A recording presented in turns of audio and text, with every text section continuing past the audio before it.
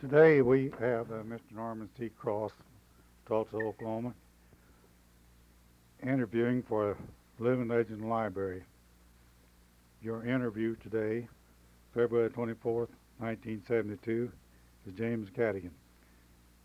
Mr. Cross, let's open this interview by letting you tell something about your background and giving us a rundown on the highlights.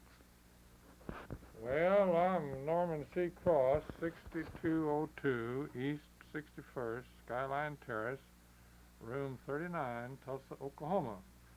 I'm giving this taped interview of my 54 years employment by and connection with the Sam G. Kennedy, Dr. Sam G. Kennedy family, truly a pioneer Oklahoma family who had a most important part in the early development and building of Tulsa and Oklahoma. And this is done at the request of Mr. Eckert for the Tulsa County Historical Society. Would you like to have you say a little rundown of what I am? Well, I was a CPA, passed the CPA examination in Oklahoma in 1921. I was over there when the race riot was going on. 4-day examination, and that was all over, and everybody was killed, and things were kind of cleaned up when we got home. So that's quite an experience. Do you need any more? That's been my... All right. Well, I went to work for Dr. Kennedy. Oh, yeah. No. Get to hold it. I went to work for Dr. S.G. Kennedy on my 22nd birthday, February the 13th, 1917. I became associated with Dr. Kennedy, who was born at Stockton, Missouri, and I was born at Stockton, Missouri, through the banker. The banker at Stockton had known me as a boy, of course. Dr. Kennedy talked to him. They were friends. Asked if he knew some worthy young man that might become associated with him and work for him. And so I was working then for the Frisco Railway, making $65 a month, which was about the going wage at that time. And the Frisco even gave me a, for me to hold that? Frisco Railroad gave me a pass to come down, and that helped because I didn't have much money. But I did have a lot of desire, I'll tell you that for sure. And I came down, conferred with Dr. Kennedy, and we made a deal right on the spot that seemed to suit him, and so I went back and got my clothes and came down, went to work very soon, 2 or 3 days after that.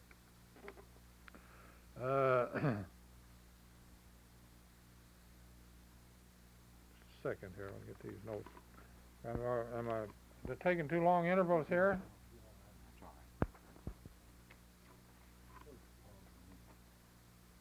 There was no understanding as to what Dr. Kennedy would pay me, so I left it up to him, and we got, actually, when he paid me about twice what the going wage was at that time, and that helped, I'll tell you for sure. Paid me $150 actually to start with.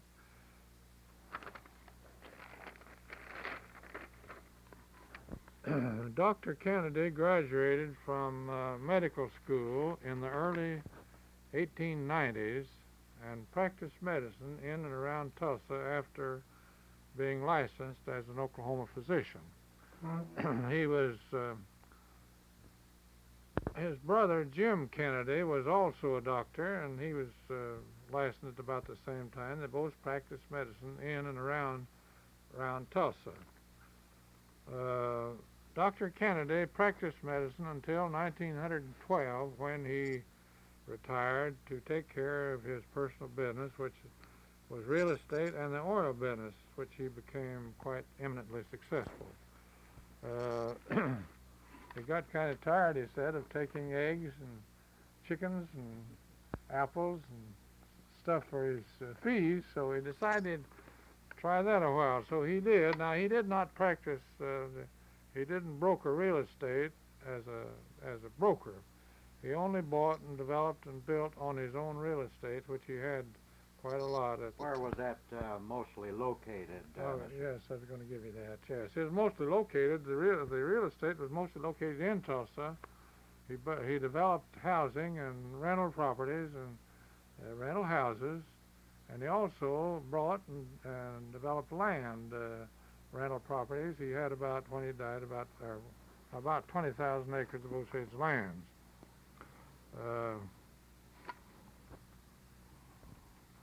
He married married into an Osage pioneer family too, the Lombard family. There's quite a bunch of those girls. He came to Oklahoma in 1889, and he homesteaded a lot in Oklahoma City, which developed was where the Skirvin Hotel was later built. He and his brother ran a shooting gallery on this lot for about a year. That grew kind of tough, so he decided to sell his interest or rights to the lot and come back to Tulsa, which he did. In about 1895 it was that he married the Lombard girl, which was Agnes Lombard. I don't know whether you folks have heard of the Lombard family, but that was a pioneer family that lived at Avant, Oklahoma, and that was in the Osage Nation at that time.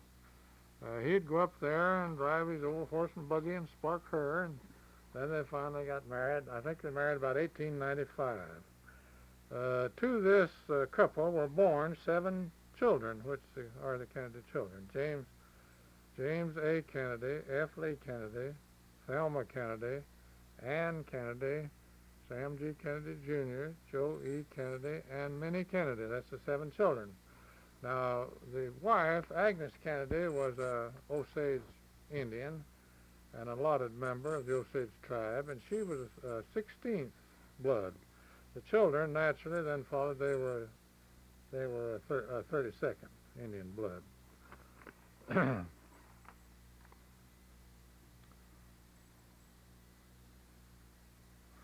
Dr. Kennedy purchased the west side of Boston Avenue from 3rd to 4th, which would be a lot 140 deep by 300 feet long.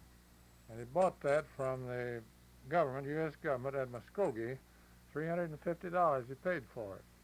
And I suppose that lot now would be worth somewhere from $3,000 to $5,000 a front foot.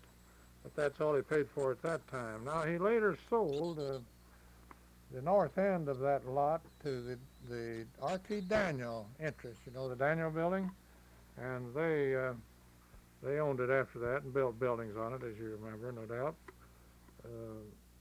He got his deed from the U.S. government at Muskogee, as he had to do that, as Oklahoma hadn't been admitted yet as a state, and wasn't, I think, until 1907. And that was about 1913 or 1905 or 6, somewhere along there. He sold the south 50 feet of that same block to a Mr. W.A. Galley, who was a wealthy fish merchant of St. Louis. And Mr. Galley bought it for the purpose of building on it a 10-story office building, which he later did. And how do you spell that name? That's, yes, W-A-G-A-L-L-A-I-S. And he was a fish merchant at St. Louis, wealthy man. And he built this building he built the 10-story building on that 50 feet, and that was completed in 1915. Then in 1918, April the 20th, Dr. Kennedy purchased back this 50 feet with the building on it. Paid them $500,000 for the property at that time. And he then erected on the north 100 feet of this lot, or right north of this building, which gave him 150 by 140, a 10-story office building, which was a building 100 by 100 by 140. Yes, that made a building when completed 150 feet by 140 feet deep on 4th Street. This addition to the building, it was 10 stories too, and it cost him $750,000. And he had paid Mr. Galley the $500,000, which made the total cost of the building to him when it was complete $1,250,000. When he completed it, it was fully paid for. He had the money and had it paid. There was no liens, no mortgages, nothing on it when he completed it, which made a rather nice investment for him. I can say that the building was eminently successful right from the beginning and was most of the time completely rented and filled.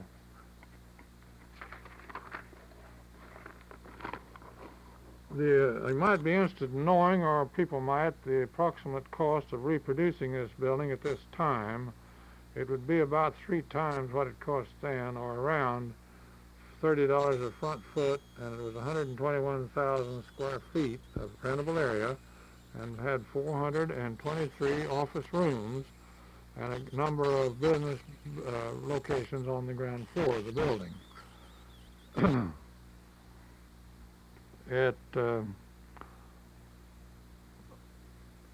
Well, like all other properties in the Depression years, the 1930s, the stock market crash of 29, then came on the 30s, the Depression years, it was not fully rented. Of course, it had vacancies and had troubles like everybody else, but let me say that there was never a year that we didn't make a little bit of net profit on the operation of the building all through the years, and even until they sold the building to the Williams brothers in 1967, which I'll cover in a later note.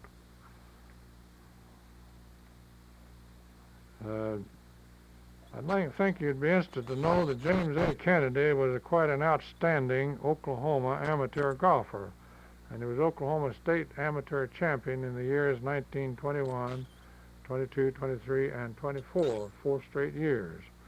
He was also a friend of Chick Evans, which was a national amateur champion, a golfer, in Chicago, and Chick pushed Jim along and encouraged him and helped him along some in his golf, and he was an excellent golfer himself.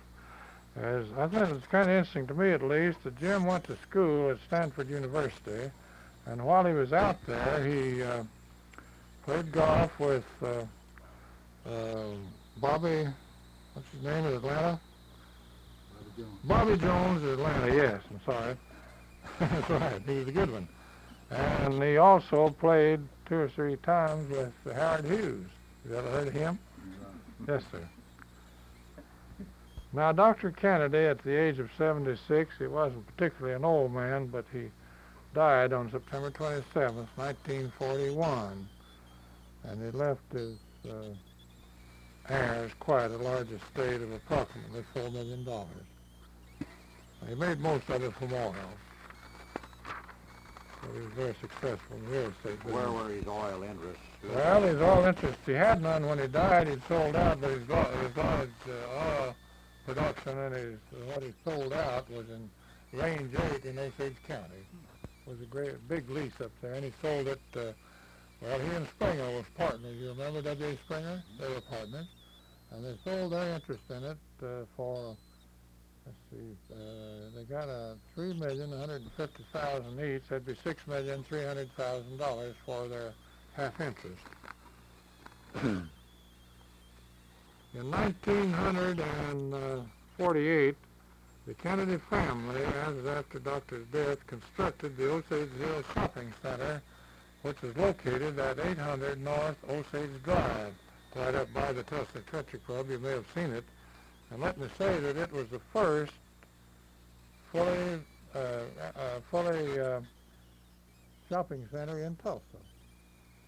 It's been very successful ever since, and it's still operating as a shopping center and still very successful. I might brag on me a little, I guess, shouldn't I? Surely. Well, anyway, I managed the shopping center for the Kennedy family until I retired here at this place last November 30th. That's when I completely quit work. I didn't tell you here, but I'll kind of skip that, but I should tell you that they sold the building in 1967 to the Williams brothers. It had gone down pretty badly, and although it was still making some net profit, but you know how things were. So we sold it to them. Now they have been very progressive, as they are in all cases, and they've tremendously modernized the Kennedy building, and it's a wonderful building, and they own it and occupy most of it for their own property, their own businesses here in Tulsa. They sold the building May 17th, 1967. That's when they sold it.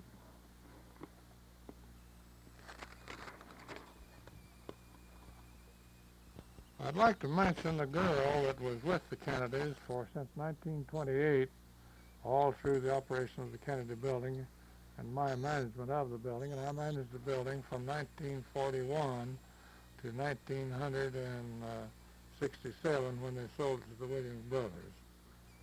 And Edna Green was the girl, and she was with us until we sold the building, and she went on with the Williams brothers and still working for them in the management of the building now, which they've changed the name from the Kennedy building to the Resource Sciences Center. They're quite a scientific group, and they changed the name, and I don't blame them for that. But they kept it the Kennedy building for 2 or 3 years. Maybe 2 years after they bought it. During the 54 years I have worked, or did work for the Kennedys, on my 50th anniversary, they gave me a wristwatch, $500 watch, which I was very, very proud of, all inscribed, how long I'd been with them and so forth. I appreciate that very, very much. It's a very nice gesture. Now, Jim Kennedy, in addition to that, Jim gave my wife and I a trip to Hawaii, fully paid and all expenses. We stayed a week and had a wonderful time, and that was in 1968. I believe the year after we retired. We sold the building. And it's an amazing thing to me, and I want to stress this particularly, that all the 7 Kennedy children are still living. Isn't that odd? All 7 of them. Not a one, nor have they had any serious hospitalization illnesses. They're a wonderful family, a wonderful family. Now, the youngest child will soon be 65. They were in pigtails when I came here, but they're all grown up now. They all live in Tulsa except Ann Kennedy, which has this ranch she owns at Uvalde, Texas. That's Garner's old hometown, the vice president. They were neighbors, actually. She's got about a 20,000-acre ranch there, and she's got about 3,000, 3,500 head of cattle, and she has plenty of deer, I guess more deer than cattle, and then she's got wild turkey and wildcats and everything. It's quite an amazingly wild country to me to be so close. It's only about 60 miles southwest of San Antonio, but it is a wonderful place, and her brothers and her sisters and her friends all go down and shoot deer and turkey and every year, and enjoy it very, very much. That about concludes my remarks, unless you have something you might think of that I have overlooked. Generally, that's Kennedy history. They were very influential in building up Tulsa, in this big office building, which at the time it was constructed was, I think, probably the largest office building in the state, and certainly it was in Tulsa. 423 office rooms, 121,000 rentable area, and number of business properties located on the ground floor. Well, I can think of so many people right in here that were in the building, tenants through the years. Bob, what was the limit to the south of the city of Tulsa at the time this Oh, yes. was built? Well, I'm glad you mentioned that. There wasn't much south. It was the high school was to the south on that block, which is now still belongs to the high school, to the school district, I believe. And there wasn't much. Across the street was the Clinton building, which was a 6-story building. Then on the other corner, over on the southwest corner, was the Pioneer building, which was a telephone building. Remember that 5-story building? And that was there then. And that's Third and Boston. Oh, Fourth and Boston. Third, yeah, that's right.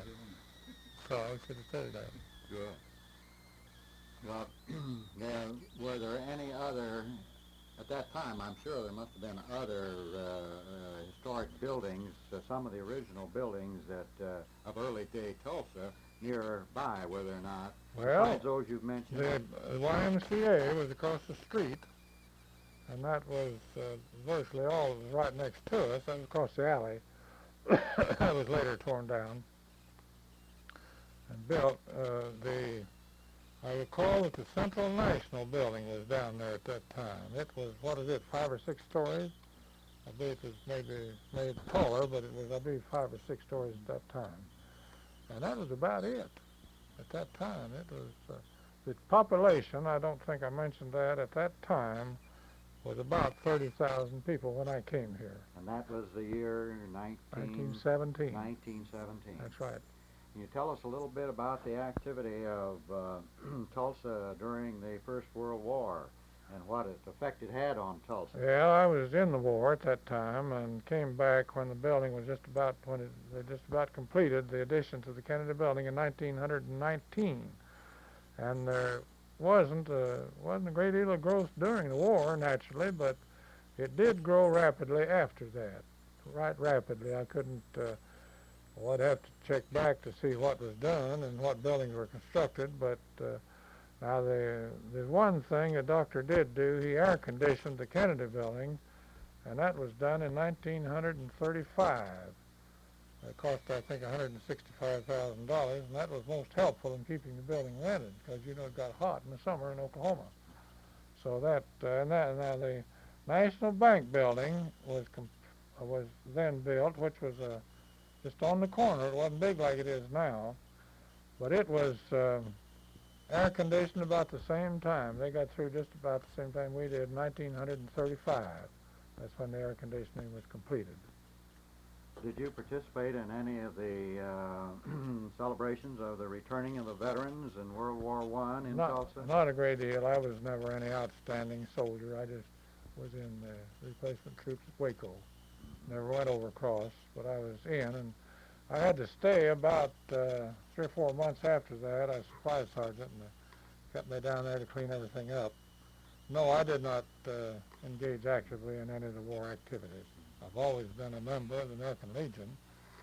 That's about it.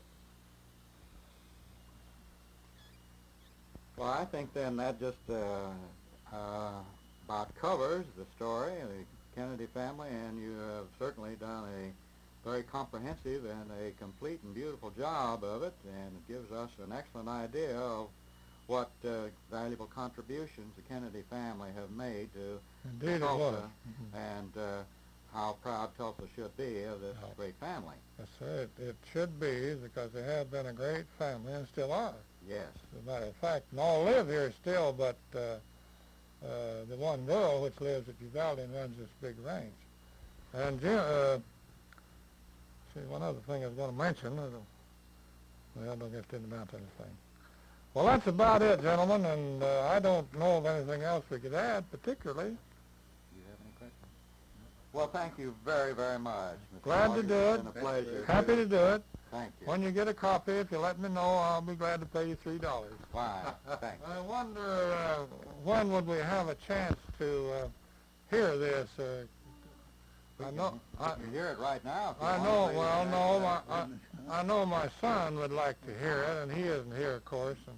And that wouldn't be very convenient, would it? You want to shut it off a minute? Yeah, we can.